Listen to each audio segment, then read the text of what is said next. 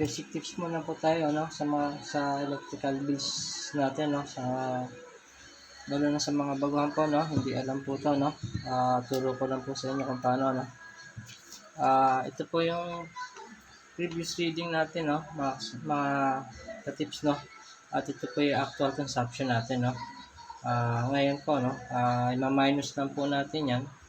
Si 489 ma-minus po natin sa 4,811 no.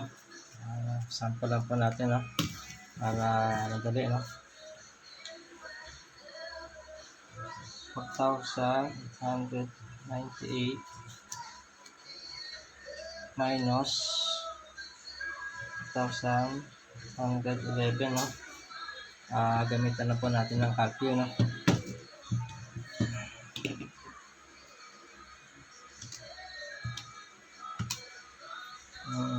4,898 minus 4,811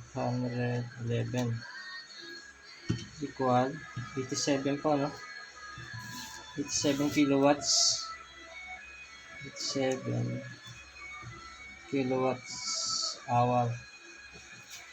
Ito po no, ayan po yung lumabas no, 87 no. Ngayon naman po no, si 87 no, ita times naman po natin sa power provider po ng Meralco no, pinaka power provider po na bigay ng Meralco no. Ang bigay po ng Meralco ay 12.10 no, 12.10 87 times po natin times 12.10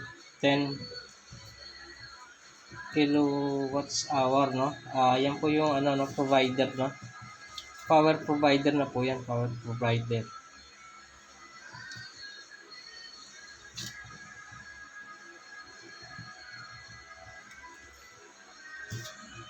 Times po natin no, 87 times 12.10 equal po niya no, 1,052.70. Yan po na mga ka-tips no. Yan po yung pinaka bill ko ngayon no. 1,052.90. Point lang naman po yan sa calculator ko pa ay 70. Okay lang naman po yan, point lang po. Ngayon po no, paano natin malalaman ang consumption natin no. Ganito po gagawin natin ang pinaka-consumption natin no. Yung bill natin po no, yung bill natin 1,052.70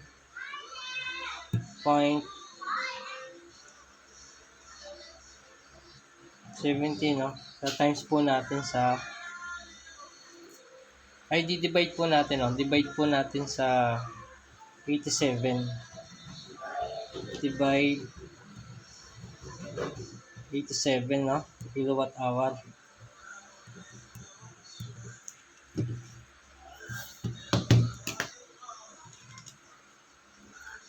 $1,052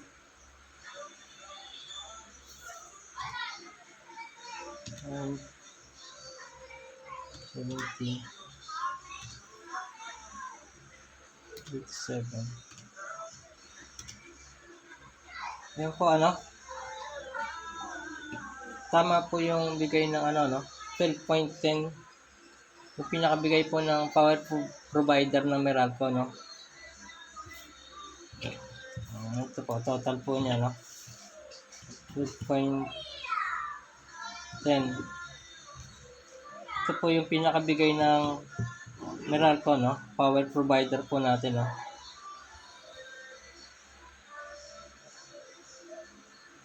Tama po yung computation natin mga electric no.